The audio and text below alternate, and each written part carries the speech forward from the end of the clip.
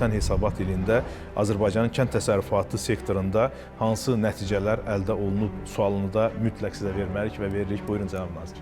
Cənab Prezidentin son illərdəki fərman və dövlət proqramları və bu il imzalanan dövlət proqramı ekstensiv modeldən intensiv modelə keçidi özündə ehtiva edir.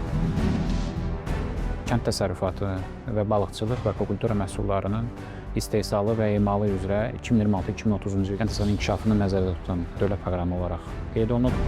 Özəl sektorun marağını təmin etmək üçün hansı addımlar atılır? Subsidiyalar daha çox məhsuldarlıq istiqamətində, məhsul istehsalı istiqamətli subsidiyaları genişləndirməyi düşünürük.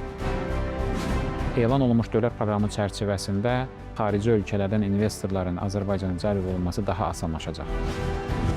Proqram çərçivəsində investisiya olunması gözlənilən rəqəm 5.9 milyard manat olaraq hesablanır. Dövlətin verdiyi dəstək əgər toplam investisiyanı nəzərə alsaq, təxminən 35-40%-nin dövlət tərəfindən dəstək olunması öz-özlüyündə artıq təşviq edici bir xarakter daşıyır. Hədəf bu axşam 20:45-də.